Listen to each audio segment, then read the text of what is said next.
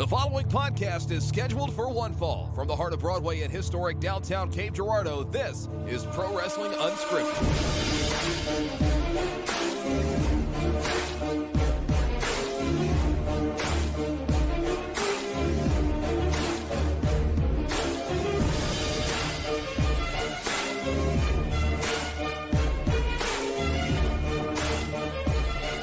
Wednesdays are for pro wrestling, and that, of course, means another edition of Pro Wrestling Unscripted right here on the Podzilla 1985 network. I am your host for the evening. I am the five-star man, Asa Gray, and joining me at this time, none other than the man himself. Not the man himself. Wrong one. But it's the Big D, Dalton Anthony. Yo. I knew what I was doing. Also, just real quick before we jump into it, a quick note of anyone who is listening to this who supported me in the Ben Please Be Excited Mario Golf tournament. Thank you so much. We raised, I believe it was just under $1,200 total for the Children's Miracle Network, and I appreciate anyone who donated or came and watched the robbery of the century, because I was screwed. It was a conspiracy by Ben himself, the NTO, the new Matt order. It's all just, it goes right to the top. So it was a great time. I had a lot of fun, but I just want everyone to know that I will hold that against them forever. You gave them the heads up that you were like this, right? No. No, I did not. This was literally the apparently a lot of the people in that tournament did know each other, because they've all been a part of the Kind of Funny community for longer than I have. Yeah. So, but there were people who've worked together on stuff and like were friends outside of it. And then I just dropped my video, that golf one that we shot, and everyone was like, "Oh, that was fun! Like, that's a lot of fun." And then I just kind of kept going. And I don't think I made anyone upset at all, because that was definitely not my goal. Like, I just wanted to be, play the role of obnoxious heel to, maybe get more people talking about the actual tournament to get more eyes on it so we could raise some money. Yeah. But everyone that I talked to, like, I was talking to Sightful, and we were in the chat beforehand, and it was just like, it was a good time. Like, it was all in good fun. Okay, good. I know Ben enjoyed it. So, and that's because he was kind of screwing with me too by the end. Thank God. Because I was like, Asa, you can't be wrestler around these people that don't know wrestler. No. And they're also, keep in mind, there was a big group chat, like a big Twitter chat that we were all in. Yeah, that we were, talking and sending messages. And I was just like that last video that I put up, I was like, hey, so Twitter only allows videos that are 2 minutes and 20 seconds long. And this video is well under that, but it's still not formatting it. Does anyone know why? And they were helping me, like, troubleshoot. Oh, okay, shout out specifically to Kumail, who was just like, oh, if you do this, like, streamable thing, then it should accept it. So, Word. No, it was all in good fun. I'm not legitimately, obviously I'm not upset at anyone. And ideally, no one got, I'm sure people thought I was maybe obnoxious or a little over the top, but I had fun. It made me wish I had more reasons to do stuff like that. Yeah, no, well, you sent me the message after, I guess it was the last one that you said you had to do like 10 takes or whatever. Oh God, it took me so long. It was like a 1:30 video, and it took me like an hour to do, because I kept because like I just wasn't happy with it. So, whenever I work on my master stuff for work or school, I have to do videos all the time, like all the time. It's been even worse since COVID. And that is a very common thing. I had a 30 or 90 second introduce yourself video. Oh God, no. And it took me an hour and a half to do. That was the best thing Mike Bennett ever said to me, because I told him whenever I did a seminar of his not too long ago, and we were doing promos, and I said, like, I'll do the phone ones for like the Facebook page of the companies, and it'll be like, I try to make it 90 seconds long, and it takes me like an hour and a half to do. And he was like, oh man, I do that. And that was enough to make me be like, all right, cool. I'm not completely like insane. So don't feel insane. We all do it. Mike Bennett does it. I was going to say, you know what actually legitimately made me feel better? That story? Is you telling me that story when we were in Menards buying the shelves for the backdrop, and you were like, oh no, yeah, he said like everybody does that. And I was like, okay. So it's not just, it also was a little bit, because like I also felt better because it was nowhere near as long as the golf one that I had you film, but I still felt terrible of just like, oh my God, he's having to watch me say the same thing like 4 times. Which is only funny because you think I wouldn't, like, you would think that I wouldn't care about that because that's how we started in wrestling. Mm-hmm. Like, we just had to do shit like that. Like, there were some wrestlers that, I mean, God love them, one and done, and I appreciated them. But, like, yeah, no, there were some people that had to take multiple takes, and it was always fine. We were just like, no, if you're not happy with it, let's do it to where you're happy with it. Brandon and I, barbed wire, oh my God, there was one that I think we had to cut like 4 times, and it was a long one. And he was like, I'm not happy with it. Let's do it again. And I'm like, all right, man, I'll do it. And so I was like, I had no problem doing that for the golf one. Oh, yeah, no, because it's the thing of, like, when we need to be better, and I say it's the royal we because I know pretty much everybody at Podzilla does this, and I'm sure many of our listeners do, where we don't extend to ourselves the same kindness that we would extend to each other. Oh, yeah. Like, if you called me and was like, hey, I need to film this stupid bit for Stride, I thought of this funny thing I want to do for a promo, and I'm, like, yeah, sure, and I'm helping you film, and you're like, oh, can we do that again? I wasn't happy with it. I would be there all day. Yeah. Because it's just like, no, we're going to take care of this. But when it's me keeping you there, oh, well, that's just out of the question. That's an inconvenience, and I'm ruining your evening. I'm taking up all your time. And I know Shannon's the same way. I know Jesse's the same way. Like, we're all just so insecure. Even though it's like, no, we love each other. We know our friends are there to support us. Yeah. And we would do anything for our friends. But like, well, no, but they shouldn't have to do that for me.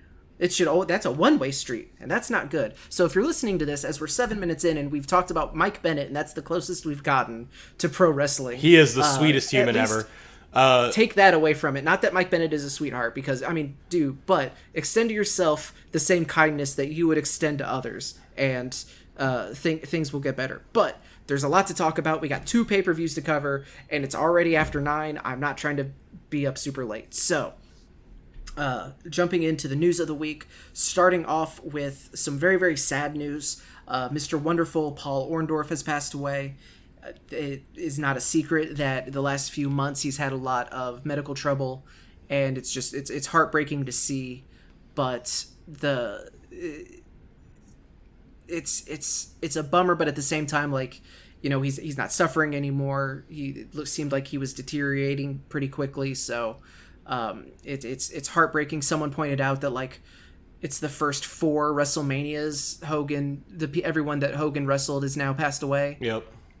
It's just like, man, that sucks. And I feel not like worse or like feel bad, but it's someone who Paul Orndorff isn't someone that I really appreciated, because he really wasn't around whenever I was watching. Like, I came in later, but it's easy to think of, oh, Hulk Hogan is NWO and Hulkamania, but he really was crucial in those early Hulkamania years as the bad guy. And he was the amazing bad guy to Hogan. Like, he was exactly what Hogan needed for a bad guy to have. Orndorff played his role beautifully and all that. Tommy Dreamer tweeted a thing, I was on Facebook, but he said the Heenan family, everybody from the Heenan family has passed away now. Yeah. And that one got me. I was like, oh man, you're not even wrong. And there's so many like people that you look at that and you're like, man, they should still be alive. Because it was him and Bundy were the last 2, and Bundy passed away last year, I think. I think it was last year that Bundy passed away. It was more recently, I think. I mean, it might have been the last 2 years. It felt like a 10. So, but yeah, no, like, it's such a bummer that we're seeing this. And yeah, Orndorff isn't somebody that I have followed or had an appreciation for when I was little either. I think I watched WrestleMania 1 was the first time I think I ever remember seeing him. Because again, Village Video just had an ignorant tape library of WWF and WCW tapes. And there's only so much cruiserweight stuff you can watch because you already I could just memorize the match at a certain point. So I had to go back and watch stuff from the 80s. And Orndorff was somebody, I think the first time I saw him was WrestleMania 1. And it's like, oh, this guy is awesome. Because I was still 13, 14. So I had an appreciation for him just because he looked cool. Looked like Hulk, but just as Jack, but different. Okay, so I spaced out there because it's not If I said the first 4 WrestleMania main events, it's not that, because the main event for WrestleMania 4 was Macho versus Ted DiBiase. But Hogan's match was against Andre as well. It was a tag match. But Orndorff, Piper, Andre, and Bundy, and Warrior was 5. Yeah. So it's just like, so man, the only 2 people alive from those matches now are Hogan and Mr. T. Yeah. From that first WrestleMania. I mean, I'm sure there's other people that were in that show that are still alive, obviously, but I'm talking about the main event because it was him and Mr. T versus Orndorff and Piper. Right. And it's like, God dang, like, it's just weird to think, because when you say WrestleMania's been going on for 37 years, that doesn't seem like a long time, but whenever you start, and I mean, the amount of wear and tear these people put on their bodies, like, it's bound to happen. This is just the way that pop culture works, where people have been around for a long time. They're inevitably going to pass away. It's just a bummer when it happens. Yeah. I mean, it's one of the things that I'll remember, and not for a great reason, we were at the store. This was years ago even, so it's only gotten worse. We were at the store. We were watching an old Royal Rumble, and there was like 9 people in the ring, and someone pointed out, like, yeah, everyone in the ring right now is dead. Yeah, we would. And it wasn't old time people either. It was like there were more younger people featured, and it was just like, man, it can be heartbreaking. So, but rewatching, because I had seen it before. Like, granted, I had only seen it for the first time a handful of years ago, but I posted it on Twitter because someone mentioned it being one of their favorite memories, and it really kind of highlighting how great Orndorff was, but his heel turn on Hogan against the Heenan family, where it's the whoever it was that was talking about it was either on Twitter or Reddit, one of the two, but they were like, look at the crowd. Hogan accidentally hits Orndorff, and Orndorff is taking the time to like play to the crowd and like pointing at his face and like, no, he hit me. And you can see the crowd like, no, it was like trying to like pleading with him. No, it was an accident. You don't be mad at Hogan. And it was just like, that level of crowd interaction is just something that can be missing a lot, especially with like current day. I'm not trying to turn this into like a bash WWE thing, but like, when you're watching Raw or SmackDown, when there were crowds, they were very much making a television product. Yeah, they weren't playing to the 4,000 people in attendance. They were playing to the couple million watching at home. Exactly, which I'm not necessarily saying is a good or a bad thing either way. It's just that's how it is, because you go to the house shows. Like, look when we go to the house shows and the amount of like crowd interaction that's there. Yeah. And of course, indie shows, you get that as well. But it's not a thing that's as featured as much anymore. Where he was just full on, like, lean into the second row of just like, no, he hit me. Like, no, it was an accident. Don't be mad. You need to help him from Big John Studd. But it's sad, but hopefully now he's at peace, and all the best to his friends and family and everyone who is missing him. Yeah. Other unfortunate news, Bayley, the undisputed MVP of the Thunderdome era, out with a knee injury, potentially ACL, for 9 months. She was injured there was some sort of mandatory performance center back on the road training thing that she got hurt in. By most accounts, everything I've seen, this was a freak accident, is how they're describing it. But she's going to be gone for 9 months.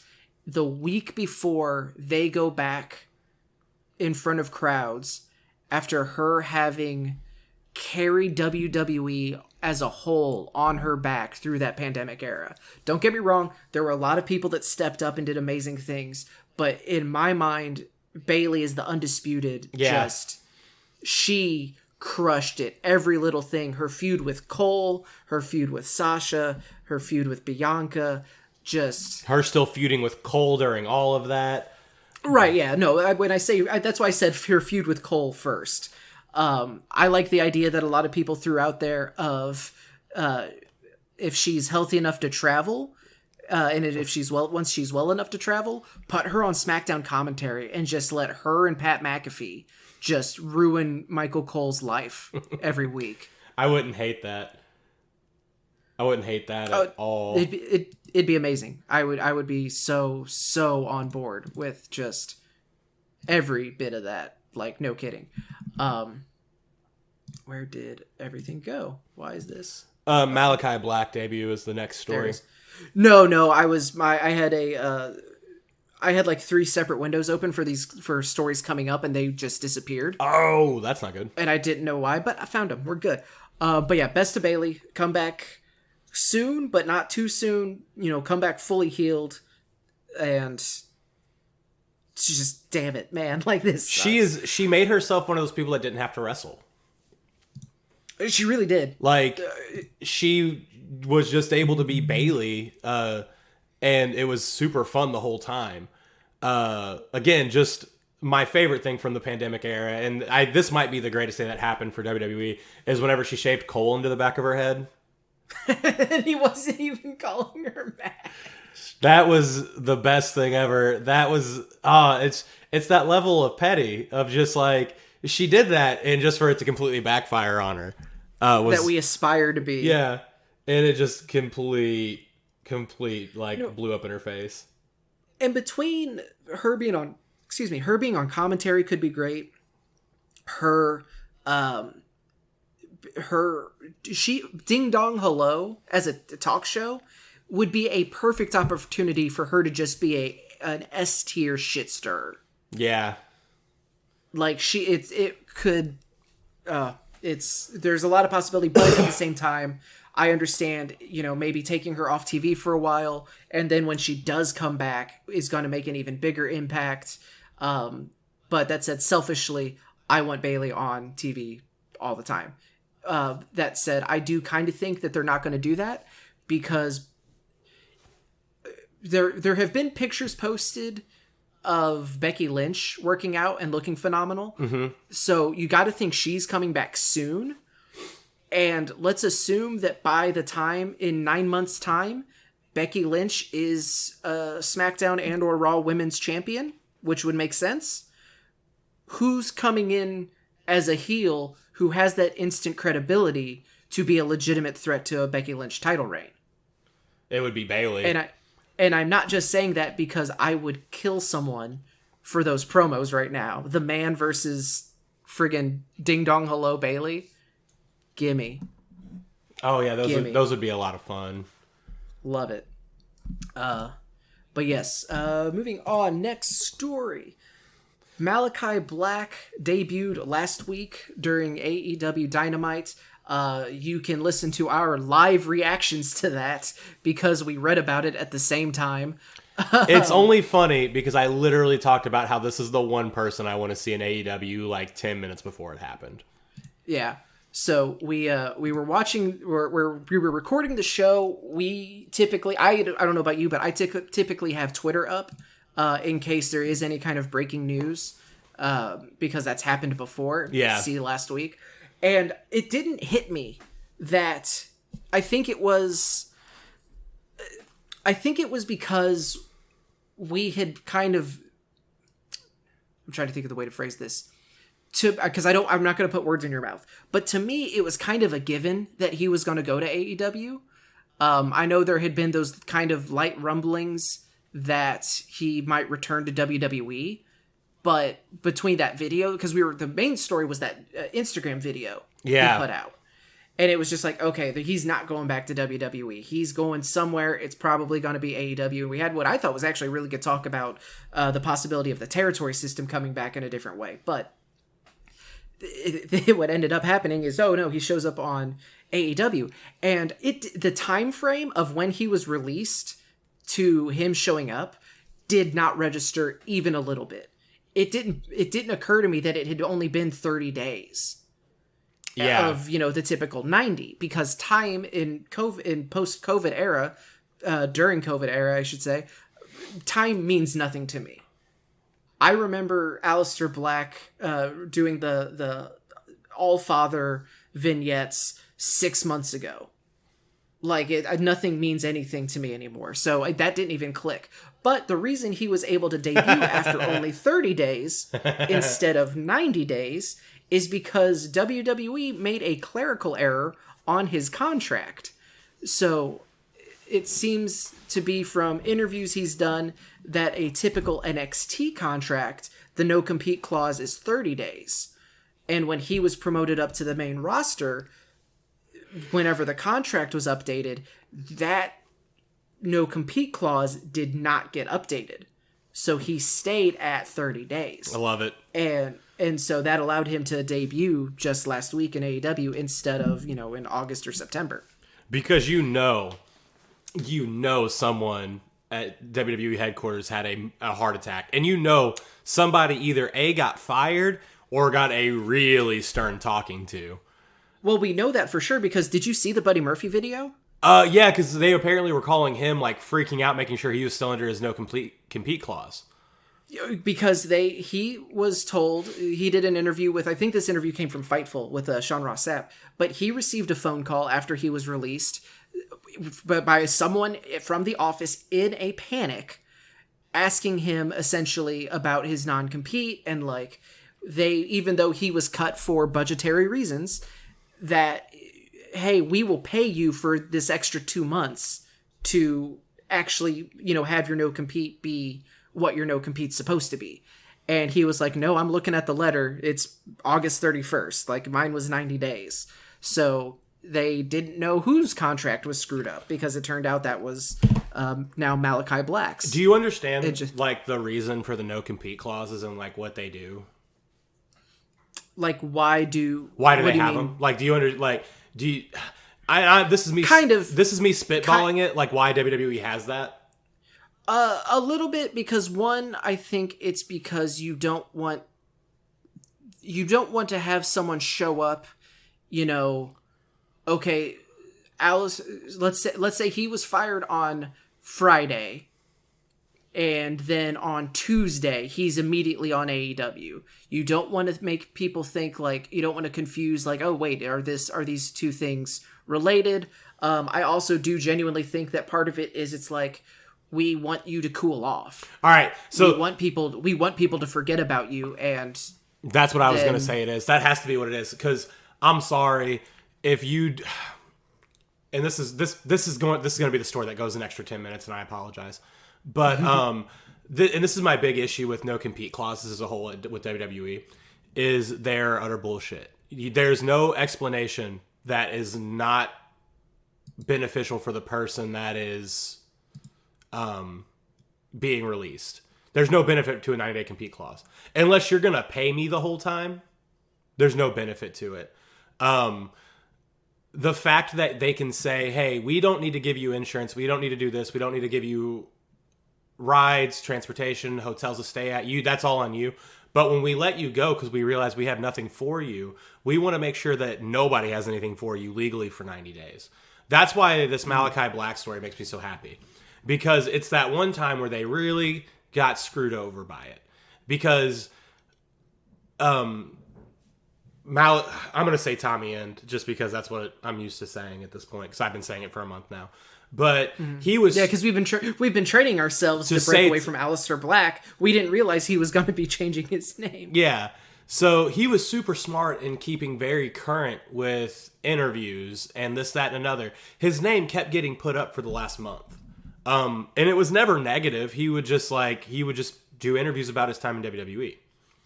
So by the time that he got this video made, and he did it just like Moxley did. It was genius. Only I think his was the day that he debuted was the day that video dropped. It was. Yeah, like Moxley's, I think there was like a week or something before he went to AEW. But it was super cool to talk about this vignette and being like, oh, well, I mean, I don't think he's supposed to do that because it hasn't been 90 days yet, but it's really cool. And it's like, oh shit, how is he able to do that? Oh, WWE messed up? Good.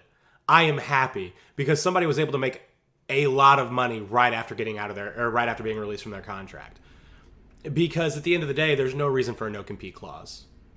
There isn't. That's not for the employee. It's all for the employer.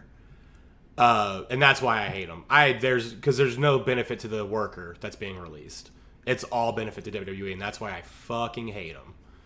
I mean, yeah, but you also, I mean, it's not like that's just a WWE thing. You know, I don't hear of any other company doing that. In wrestling. In wrestling. Oh, I was going to say, it's like, no, it's a very, very common corporate, like... No, in wrestling. Thing of, no, we need you to cool off. We don't want you to immediately go to another competitor. Especially when it's something like, you know, they don't want to have Medusa show up and drop the women's title in the trash. Did you ever... I'm sure you've heard the WCW story with Hall and Nash and fake D-Zone Razor.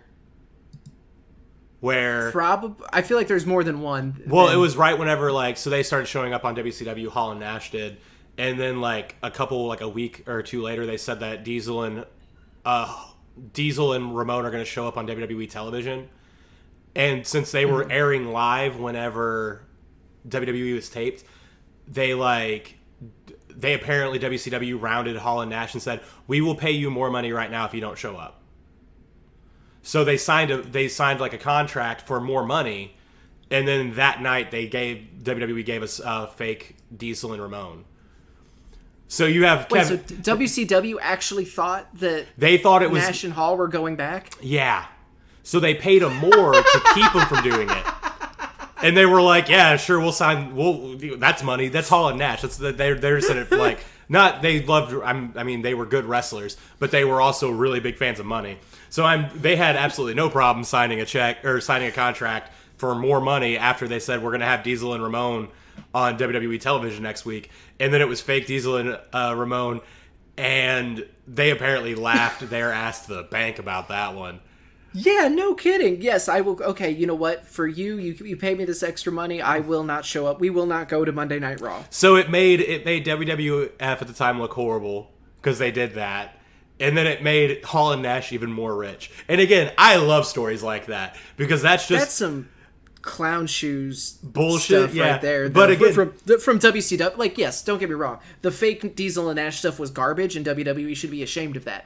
But whoever wrote up those contracts that thought that, hey, these two guys we just signed are going to jump ship. But they didn't have contracts yet. They were on like... okay. Well, that makes more sense. It's not a favorite. I've listened to so many podcasts about this era of wrestling. But yeah, I think even Eric Bischoff talked about... I think it's in if I like watch the documentary again, the Monday Night Wars, I'll send you like, hey, watch this episode at this time, and they talk about it for 4 minutes. But yeah, no, they did that. And again, I love stories of wrestlers being able to one-up the companies.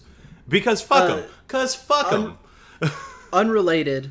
And I've looked for this clip again, and I can never find it because, one, I think it got taken down because of copyright reasons. But there was a shoot interview that the Young Bucks did years ago where they were on a show with Kevin Nash. And he paid, like, the promoter paid just a buttload of money for Kevin Nash to be on the show. And so he was there, he's in the locker room, and they were doing like the show closing angle was like a huge brawl with like the whole roster, and the promoter was like, hey, will you go out and just like clear the ring and do so. He asked him to basically just go out there and hit a big boot, and that was it. And I'm pretty sure it was Nick Jackson doing the impression that was actually pretty good of just like, yeah, I'll go out there for another 10 grand. It was just like, oh, the fucking, you hear that? That's the sound of a giant dick hitting the table. Thunk. Like, not trying to get gross, but like, dear God, I love it. But yeah, I think because it was just a clip of the actual interview, and I'm pretty sure the actual like full interview was like, hey, don't put our stuff online. Yeah. Which is fair. But no, good on Malakai Black for being able to find a clerical error. And it's a shame that Buddy Murphy, because if I was Buddy Murphy and they had done the same thing to me, and they'd be like, we'll pay you to sit out the rest of your no compete if you just like, I'll be like, yeah, but I would pull a Kevin Nash. It'll cost you another 10 grand on top of whatever. Yeah. I'd have been like, yeah, I'll do it, but you're gonna pay me first. Like, that's not right. Yeah, you're gonna pay me more. Which I don't know if they would be willing to negotiate on something like that. That would actually be pretty interesting. Like if he was in a position to actually do that, if his non-compete wasn't the 90 days already. Although it does kind of go with there are a lot of reports going on that there are people who were trying to negotiate their way out of the no-compete clause, which a couple people I know had that granted. I wish I could remember off the top of my head, because I actually looked this up. Because again, at the end of the day, like I said, there's no reason this no-compete clause is not beneficial to a single worker in wrestling. It didn't happen, I'm assuming, because I haven't seen my Twitter explode, which it better if this were to happen. But Billy Kay and Peyton Royce, or Jessie Kay and Cassie Lee. I'm blanking. Thank you, Cassie Lee posted kind of goodbyes to their Billy Kay and Peyton Royce characters. So because today was the day their 90 days ended. So a lot of people were like, AEW. They're gonna be on AEW tonight, and I don't think that they were, because if they were and it wasn't like blowing up my Twitter, I'm gonna be disappointed in just every single person that I follow. But hopefully maybe they will pop up somewhere soon. So, where did we go? Next story: Candy Cartwright has dropped her suit against Matt Riddle. This is the woman who alleged the sexual assault against Matt Riddle. She previously had lawsuits against WWE, Evolve, Gabe Sapolsky, and Riddle himself. We're not going to spend a ton of time on this, but it's worth noting, I think, that a judge dismissed the cases against WWE and Sapolsky, and this is her willingly dropping the suit, so this isn't a judge throwing the case out. There could be a number of reasons that a case would be dropped by someone making a civil, because again, this is a civil case, this isn't criminal. Including the possibility of a settlement, the possibility of just the sheer cost of a long, ongoing legal case. It doesn't necessarily, just like an allegation does not necessarily mean automatic guilt. Someone dropping a civil case does not automatically mean absolution. Yeah. So, but that's the story. That's what it is. Moving on. Super cool news. Probably the most exciting news of the week by far. NWA has announced that they are hosting the first Women's Invitational that is going to be happening on August 28th at Empower. And the winner of that tournament, it's a one-night tournament. The winner will be going on to face the NWA Women's Championship, or the Women's Champion, the next night on the 29th. Both of these shows are up in St. Louis. And the first participant has been announced, and it is none other than the Little Blue Dragon herself, Seishin Tootie Lynn. However you know her, if you're lucky enough to know her, you know that this is a huge get for NWA, and this is a huge opportunity for Tootie. If you go back and listen to the June 23rd edition of PWU, this is a name that both of us said would be super cool to get. Yep. And again, this was just us just calling. I was like, well, it's going to be in St. Louis. Tootie Lynn is one of the best indie women's wrestlers going in the area. Right. And it's exciting. This makes me want to get a ticket. I kind of wanted to get a ticket before, but now the fact that somebody that's super deserving of this opportunity is getting it, I kind of want to get a ticket more now. Same, 100%. She's awesome. If there's people that's listening outside of our area that has no clue who Tootie Lynn Ramsey is, she also goes by Seishin. Amazing wrestler, even more amazing human. I've only had good interactions with her. She's wrestled at CCW a handful of times. Including winning the CCW Women's Championship on her debut night. Yep. The tag match she had with Little Bit and Sarah Summers and Savannah Stone was one of my favorite things, just because I think she said, "Little Bit, you're not my real mom." I think that was a line that got said. She did, because that was the context there was Little Bit was heel, Sarah was face, Savannah Stone was coming in kind of as a guest, and so was Seishin at that point. Well, no, she had been in it at a couple times at that point, but Seishin was a face, or Tootie was a face, and she was teaming with heel Little Bit, and so like that dynamic was a lot of fun. Yeah. Shannon fell in love, like Shannon loved her because she did the Sailor Moon salute, so like he was automatically like she became his favorite person in the ring. And I will say though, there is a downside to this. There is one negative to Tootie getting announced for this NWA tournament. And it's because Big Lee and Austin Lane are going to now. If she thought the big time jokes were bad before, if she's ever in a locker room with either of them again, she's never going to hear the end of it. One of my first, it had to have been my first show actually at the arena building, like where I was actually wrestling. So this would have been like early 2018 or 2019. Because I didn't wrestle in that building until January of 2019. I think it was January or February, and Tootie was running, and it was Austin came up to me and he was like, "Hey, I need you to go tell Tootie something." And I said, "Yeah, what's that?" "Tell her black and blue's my color." And I was like, "Austin, I'm not gonna do that because for one, no, and for two, you tell her." So we did. It was super fun. But no, Tootie's amazing. She's super, like, one of my favorite people to watch. Her match with, oh gosh, it was at Super Show 3, Kelly Klein. Oh, yeah. That match was really good. I liked that match a whole lot. And that was one of those matches because, like, Kelly Klein put her over to the moon that, like, following day. And I was hoping something cool was going to come out of that, especially with Kelly being the ROH champion. Mm-hmm. But it's cool getting to see it now. Like, she's only gotten better. She's one of those people, and it's a deserving. I'm happy that NWA's Women Invitational is going to have fresh faces. This is somebody that is not super known to the national audience. And I think that Tootie's going to have a lot to prove on it, and she's going to deliver because she always does. Like, she's super fucking talented. So this is exciting news for us, and it's also fun because we called it. Right. Yeah, we did. Right. Wouldn't have said first announcement. Would not have said first announcement. Even fucking cooler that it's the first announcement. All right, if I want to say in 2 weeks' time, if we don't hear about Lady Luck, we're gonna be mad. If that happens, I'm gonna quit wrestling and become a only YouTube wrestling personality and just call shit. Also, I don't like the way the new belt looks. Oh, we're gonna fight. Yeah. Not on air though. I'm just gonna sucker punch you one day. I'm gonna show up at your work and punch you in the back of the head. Sweet. Miro got a custom TNT title, and I love it. He is. It's crazy how AEW has two of my favorite things in wrestling right now. Just period. Between Miro and Hangman. I was gonna say Miro and that belt apparently. And there's a lot of stuff that, like, I know it's easy and it's in vogue to just shit on WWE, and some things they very much deserve.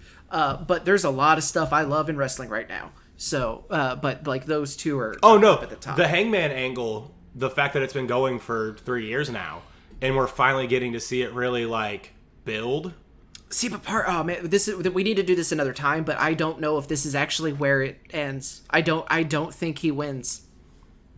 Well, I'm not convinced. We're getting to the climax of the story. But are we? Or at least we're hitting the first conflict. Like, we're getting that. Yeah. Superman and Batman are touching for the first time. That's what I'm getting at. Mm-hmm. Like, we still have like a bunch to go, but we're finally getting to the fun part.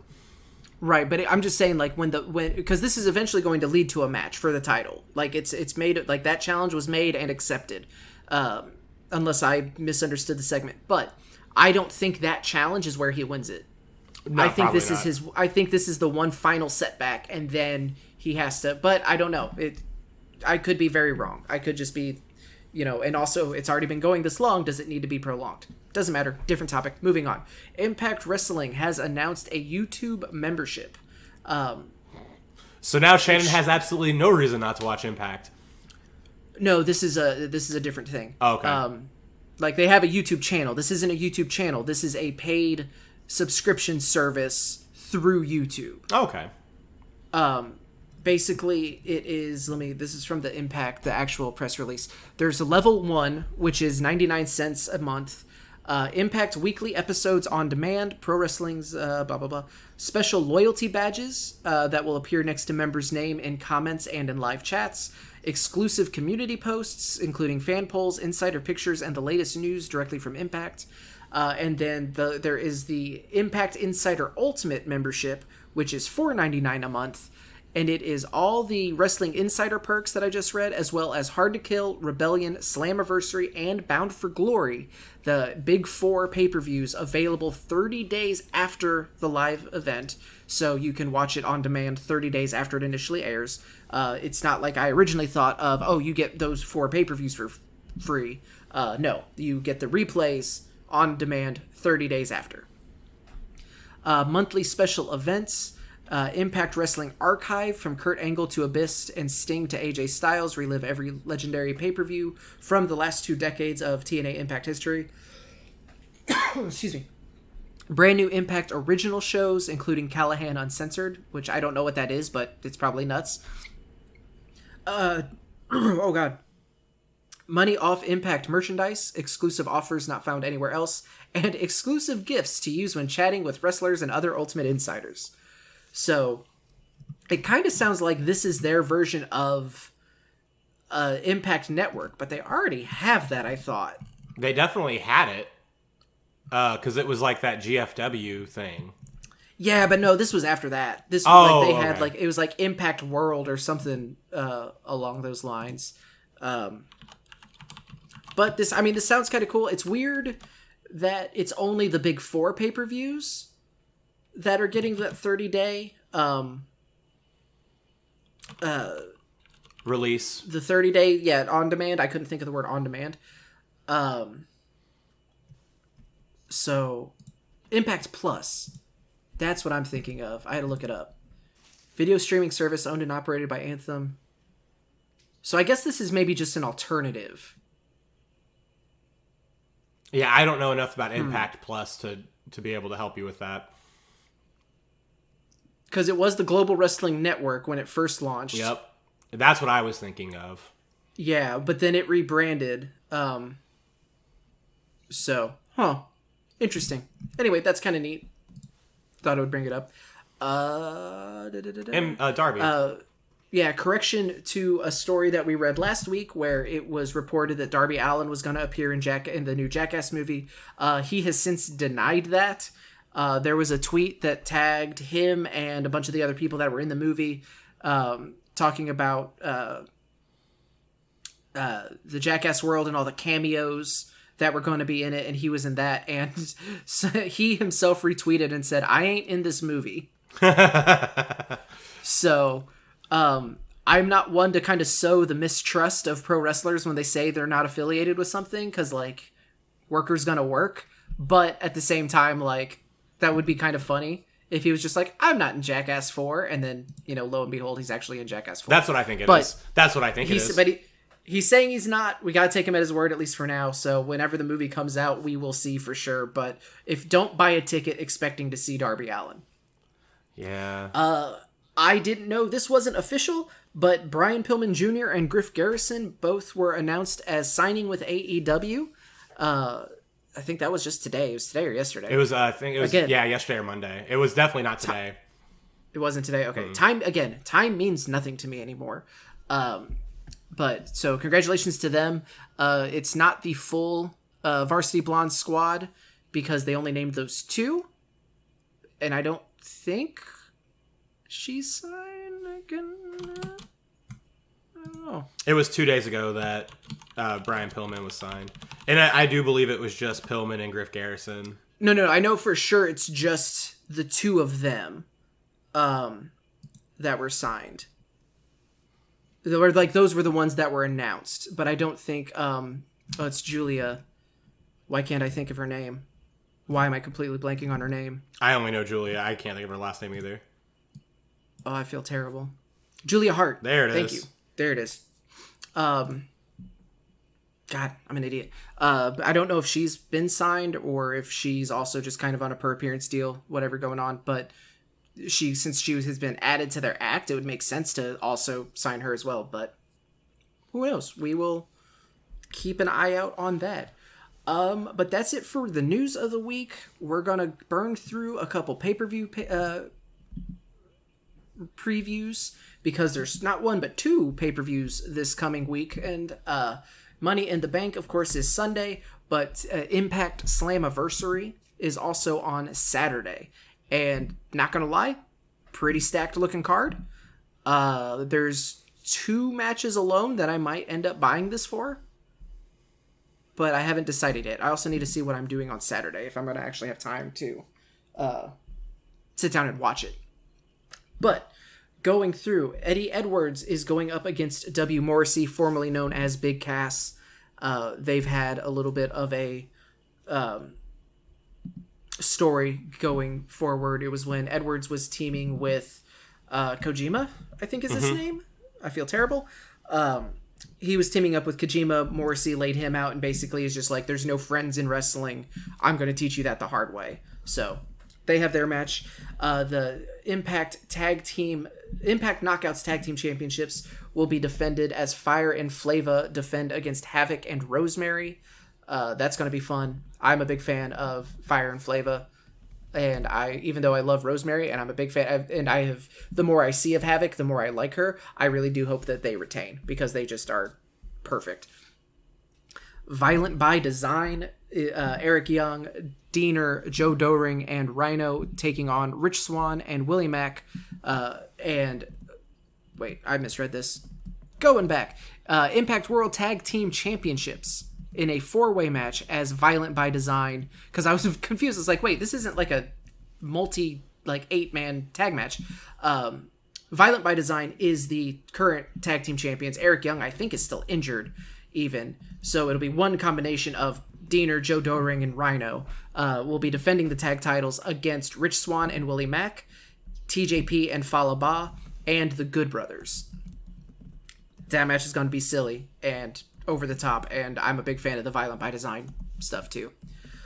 The Impact Knockouts Championship will be defended as Deonna Purrazzo defends against Scott D'Amore and Gail Kim's mystery opponent. She beat Lady Frost to retain her title. She claims that she has beaten everyone there is to beat. There's no one left for her to fight that's on her level, and Gail Kim announced that she will be defending against a TBA challenger. I'm assuming Laurel Van Ness is going to be my guess because she showed up at ROH. Yeah, that weekend. would probably be who it is. So that is my guess, but that also feels obvious. And Impact likes to kind of, go back to when Rich Swann was the surprise announcement for that championship match, and then it was Eric Young after him. Like, I think they could do a sneaky on us here. But even if it is Laurel Van Ness, that's still kind of cool. Chris Sabin will be going one-on-one against Moose. I am ignorantly excited for that match. I'm a big fan of both of those guys. Sabin is inhuman, and Moose is just like... I feel like the more I watch Moose, the better he gets. It's like how they say a watched pot never boils. Mm-hmm. Just like the more that I observe Moose professional wrestle, he just gets better. He's ignorantly good, and he's been good for he's been good for a really long time. Yeah. Like it's not like, he's finally turned the corner. No, that young upstart Moose. No, he's been killing it for years. The match that I am most excited for, hands down, Ultimate X is returning for the Impact X Division Championship. Josh Alexander defending against Petey Williams, Trey Miguel, Ace Austin, Chris Bay, and Rohit Raju. It's gonna be dumb. Fuck, man. Like, hell yeah. That's gonna be super dumb. And then the Impact World Championship match will be defended the Impact World Championship is a no disqualification match. It will be defended in a no disqualification match. Boy, it's a good thing no one could hear me talk. Kenny Omega defending against Sami Callihan. And that's going to be violent, and it's going to be cool, and I am also very excited for that match. Yeah. It's a shame that Omega's going to win it. Yeah, I don't think Callihan is going to be the guy that he drops the Impact title to. Unless there's some kind of, shenanigans, because, I could see Scott D'Amore getting involved. Obviously, Don Callis is going to be there. He's going to get involved somehow.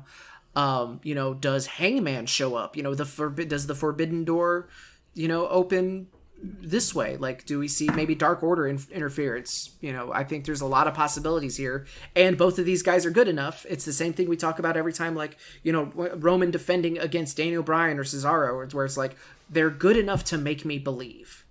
Yeah, so they're I guarantee believable. There is going to be there will be a moment in this match that will be me. Oh, they're going to do it. Oh, Sammy's about to win this thing, but we'll see. That is Saturday night. Check it out. Impact, again, I can't say enough good things about them. They have been doing great stuff for a very long time now. The days of LOL TNA are long dead, and I really hope people are giving Impact a fair shot. On to Sunday's pay-per-view, WWE Money in the Bank. New match added. This is Bayley's injury has really kind of shuffled a lot of things because she was supposed to wrestle Bianca Belair for the women's title, but then that match got changed. I think it actually even got dropped entirely. Yes, it did, because it is not listed on here anymore. So yeah, we only have 1, 2, 3, 4, 5, 6. 6 matches. 6 matches, yeah. Yeah, that's what I have. And it's not and the SmackDown Women's title is not part of that. So I think that match was just full on dropped. So AJ Styles and Omos are defending the Raw Tag Team titles against the Viking Raiders. Also, we need to get our picks written down because we didn't do prediction game for Impact, but we are doing it for I'm already WWE. if you heard me typing while you were talking about Impact, I was getting the paper. Oh, I did not. Okay, cool. So I don't need to keep track of this. Now, because of the I'm going to go ahead and just retroactively blame Ben for the loss last pay-per-view and the shenanigans surrounding championship matches. So for championship matches, it's who leaves with the belt. We are not predicting who wins the match. We're predicting who leaves with the championship. And to further keep myself from getting screwed over, because if the Viking Raiders lose but they steal the tag titles, that doesn't count either. It's who is champion leaving the match. It's not who's in physical possession of the belt. I want that on record. Because that's just there's a lot of time before we see that again. There's a lot of qualifiers on how I stomped that ass last month. I'm sorry. Oh no, I'm not giving you the satisfaction. You almost did. AJ Styles. You almost did. Styles and Omos retain. That's what I have. That is Ace's pick. If you check the Google sheet, I already have all my picks, but I do have AJ and Omos as well. Oh, I'm not gonna have that opened up. So, Roman. Let's see. Screw it. We'll just go from the bottom from Wikipedia. WWE Universal Championship: Roman Reigns versus Edge. It's going to be an amazing match. Very, very excited to see it. Roman continues to be champion. Yep, same. No way he loses that belt before SummerSlam. God, this fucking match again. Rhea Ripley defends the Raw Women's Championship against Charlotte Flair. I don't know. I hate this. This is the one that I just, because it's, do you want me to pick first? Neither of them are good. Neither of them are bad. Well, I mean, I guess they're both bad, but like, they're not bad. They're heels. They're not like bad in the ring. Their alignment is not good guys. Yes, that is what I'm trying to say. Yes, you pick first. You do your pick. Rhea. You picking Rhea? Yeah. See, and that's what my heart is telling me. I really think she retains. I think she continues to get the one up on Flair. But it's Charlotte Flair. Why would you ever bet against Charlotte Flair winning a title? Right? I mean, especially after everything that's happened so far. I picked Flair to win the last match and was right, so I'm gonna kill you. Like that, I know that's gonna get me banned from Facebook somehow, even though it's not on Facebook, but like that's fine. The bubbles are gonna stop. Let me come back to that one. I will make a pick by the end of the show. All right. Like, because I know we have until Saturday morning to lock these in, but I don't want to make my pick right now because I got to stew on that one. The WWE Championship, Bobby Lashley versus Kofi Kingston. Before we actually get to the pick, because I think we're both going to end up picking Lashley, shout out, when I said there's a lot of stuff in WWE that I loved, this is one of them. Yeah. The what happened on Monday between Xavier Woods winning with the sneaky pin, which is a great reference from Up, Up, Down, Down. Now he's eventually going to win the title with the big package. To Lashley being like, Kofi was right. I'm going to kill Kofi Kingston at Money in the Bank. Like, I'm going to destroy him. And it's like, it's not the fun in games. We're not partying. We need to get back to business. Hell yeah. Kofi is the best, like, is a fantastic babyface promo. He is a great foil to this killer Lashley. And, like, seeing Lashley get his killer's edge back, you love to see it. But that said, I know, again, they're going to convince me that Kofi's going to win. I'm going to be very, very sad when he doesn't, because this is my wrestling, smark blind spot of the New Day. Anytime a member of the New Day is in a match, I want them to win it. Yeah. But I do think Bobby Lashley retains. Yeah, I also have Lashley for this. Okay. The Money in the Bank ladder match for the women's championship match contract. Asuka versus Naomi versus Alexa Bliss versus Nikki Ash versus Liv Morgan versus Zelina Vega versus Natalya versus To Be Determined.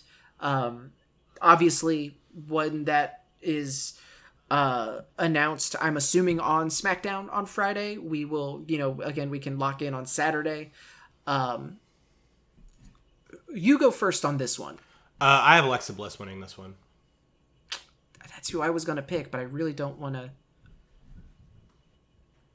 You know what? I'm going to say it's going to be. Part of me thinks they might hold off on the reveal until Sunday. Yeah. And it be a surprise. I mean, the correct answer is for it to be Shotzi Blackheart, unless you're bringing back Becky Lynch. That could, because she did lose her match with the Money in the Bank briefcase during that. I don't think it's going to be Shotzi because I think her and Tegan Nox are securely, firmly in a tag team. And even though, yes, I know Natalya is one half of the current tag team champions, I don't think they're going to put either one of them in this match. But let me counteract with, have you seen Shotzi Blackheart wrestle?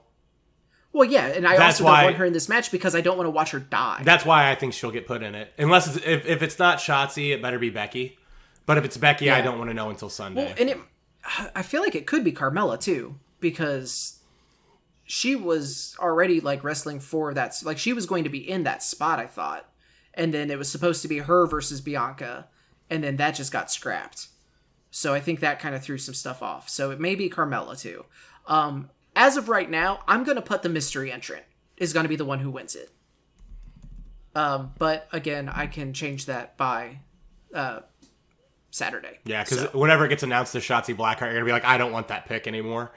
Yes, exactly. Because I genuinely think that, and I was already kind of thinking this before you said it, I do think that if they say we're not going to name it until Sunday, it will be Becky. And if Becky's in this match, Becky's winning this match. You would like to think so, yeah. I really think that's going to be the full circle of she had to give up the title at Money in the Bank, and now she's back to win it back. Yeah. Or to win back to win back the briefcase. She's not going to win the title necessarily. So that's my thought process there. Otherwise, I kind of think it might be Liv Morgan. That's if they do say okay, and it's Shotzi Blackheart on Friday, I'm going to switch it to Liv Morgan as of now, but we'll get it locked in later. And then the Money in the Bank ladder match for the World Championship match contract. Ricochet versus John Morrison versus Riddle versus Drew McIntyre versus Big E versus Kevin Owens versus King Nakamura versus Seth freaking Rollins. I picked first last time. Yeah, I know. I'm going Big E. Good.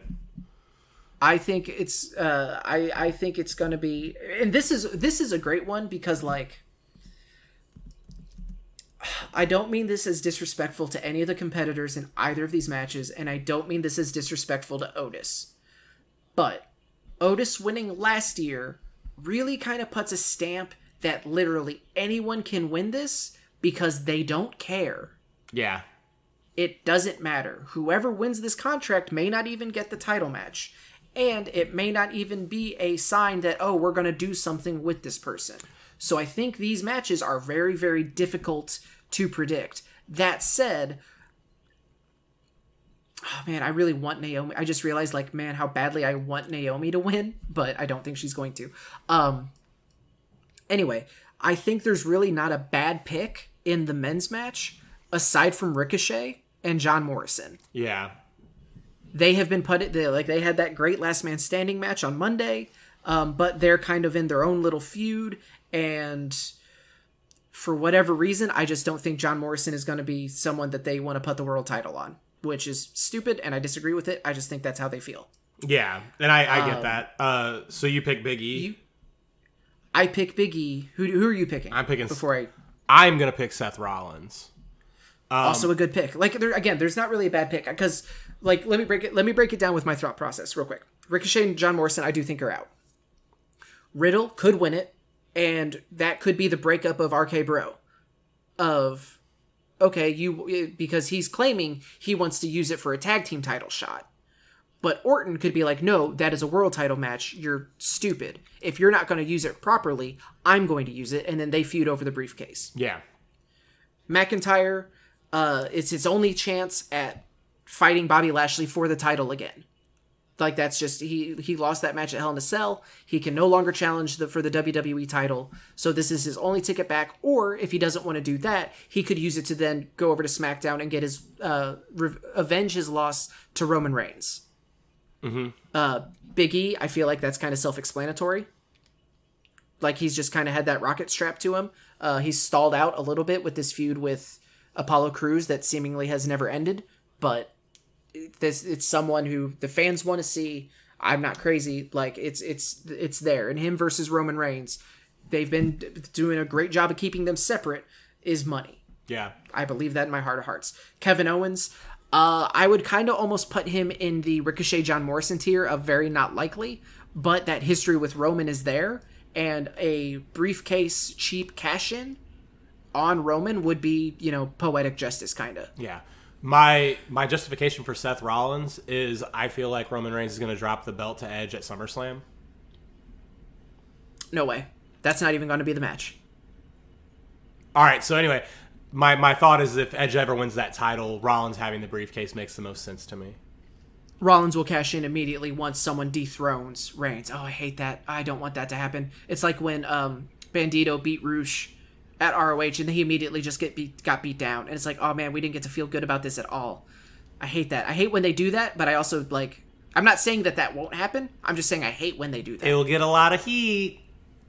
Oh my god. It'll get a lot of heat. That's kind of but that is also kind of the reason that I think Rollins could win it too, but also I could see him just cashing in on Roman. Yeah. Also, just be like, hey, remember when I did this to you before? Now you have to keep this in your periphery, tribal chief. Are we going to have fans for this one? We have to have fans for this one, right? Yeah, so it's going to be Rollins. We had a big goofy one last year. This one's going to I'm going to say serious Money in the Bank match with the biggest fucking quotations, but you know what I mean when I say it. That's why I think it's Big E. That's literally part of the reason why I think it's Big E, is because that's going to be the one that the fans are most excited to see. Unless this is probably going to end up being like the first match. So if it is the first match, then it could go a different way. But if this is the main event, I genuinely think that for the first pay-per-view back, it's only the second show post Thunderdome. I'm not counting WrestleMania because they were still doing Thunderdome stuff. But like SmackDown is going to be the first show not at the Thunderdome. Mm-hmm. And then Money in the Bank will be in front of people. I do think that they want to end that on a big high note as like a big welcome back. And then King Nakamura, he could win it because who knows what they're going to do with him. Yeah, he's always the wild card. He's very much kind of a wild card in this match too. So, but don't be fooled whenever Lashley beats Kingston in the main event, because that's what the last match. No, it won't. It'll be Reigns versus Edge. Whenever Reigns beats Edge in front of fans again. See, that's why I kind of think they're going to do. I think that they bookend the show with Money in the Bank ladder matches, or they could just have Roman versus Edge start things off. Or Lashley versus Kingston. I don't know. I'm not in charge of putting this show together, so it's not up to me. Yeah. But I do think that, but if they do the championship matches before the ladder match, then there's not that possibility of, because Seth Rollins even teased, maybe I'll cash it in that same night. Because like Alexa Bliss did that. Yeah. And Ambrose. Kane did that. Ambrose also did that. Yep. Because that was that was the one that was all three members of the Shield were WWE champion on the same night. Yep, that was 2016. Because Seth won it from Roman, and then Ambrose cashed in on Seth. Yup. So, but that is our picks for Money in the Bank. Flair and Rhea, you didn't go back to it. Oh shit! I could legit wasn't trying to duck it. Completely forgot. Yep. So we both have different picks for Money in the Bank. I'm going to let you know that all of our matches are the same except for Money in the Bank. Yeah. So there's a solid chance if you pick Rhea, and I won't blame you for picking Rhea. I think it's the safe choice because this is kind of a placeholder pay-per-view for the most part. I think I won't be upset with you if you pick Rhea, but there's a solid chance that we are going to tie. Oh, see, here's the thing. I am not making my picks based on what you think, motherfucker. I'm dealing with what I think is right. You should, because I won last month. Congratulations, you're on the board. It doesn't matter who's won the most. It matters who wins last. That's not it at all. That is not how this goes. Then let's just wait until WrestleMania. Oh, I hate you. Just wait for me also, spoiler alert, I'm not getting this edited tonight. That's it's fine. Going up tomorrow night. No, because I could talk myself into a circle until I'm dead. Do you want to wait till Saturday and then I'll lock it in? No. Because again, I could change it. I'll probably change my mind a million times, but I'm not gonna. I will tell you on Saturday what my final choices are between the women's Money in the Bank and this match. Right now, my main train of thought is neither of them are faces, which is weird coming into live crowds again. Yeah. So what they could do. No, never mind. I'm saying Charlotte. For now. Okay. I will be happy to update the Facebook page, Podzilla page, that you've changed your answer on Saturday. Oh yeah, no, like it's again, and this is between us where we are competing with honor here. Basically, my thought process is, I don't think they're happy with the Rhea Ripley experiment right now. So if you put the belt on Charlotte, you can have an actual babyface chase her. Yeah. And I could see them doing that with Nikki Ash. Because she's already been injected in this feud. They've already had that crossover, and you can have Flair be her dismissive. You look ridiculous. You're what are you, a child? Thing, and then you have wholesome as hell Nikki Ash actually compete and see if the crowd wants to see her be the one to dethrone the queen again. Whereas, you could have a Nikki Ash versus Rhea Ripley match would be killer. I would love to see that. I just don't think that it has that, I just wish either one of these characters were more defined. That's what's screwing me here. And the Thunderdome doesn't do a lot to help that either, in fairness to you. A little bit, but even possibly we could see a little bit more of, how people are going to be received. But I don't know. But again, I'll probably change my mind a million times. It's fine. People are sick of hearing me hem and haw on this. So that's going to do it for us. Pro Wrestling Unscripted, another week. Thank you so much, everybody. We're going to look into Dalton's camera issue. So hopefully we'll get back to, we tried to do it on my Twitch, earlier tonight, but just the camera delay that comes in, it might just be an Apple thing. But we'll see what happens. We'll keep you updated. But go ahead and give us a like on the facebook.com/Podzilla1985 anyway. You can watch the other shows that get recorded live. We did Nerd Up on Monday. We, of course, have I Want to Believe, PZ85 After Dark, Horse Time. There's a ton of fun stuff that we do every week. PZ85 plays. Come and hang out with us. Podzilla1985.com, of course, for the podcasting. We're available anywhere you're listening to podcasts. Give us a review, give us a thumbs up, give us a follow, share us with your friends. You can get your Dalton Anthony merch at prowrestlingtees.com/Dalton Anthony. I got the website right this time because I am a professional. You can follow me on Twitch and at Twitter at the 5-Star Man. That is with the number 5. So thank you, everybody, for listening and hanging out with us. Let us know who you think's going to win Money in the Bank. Let us know what match you're excited for Slammiversary. But until next week, and we'll see who wins. We'll see who I ended up actually picking. Everyone have a great night. Stay safe, and we appreciate you so very much.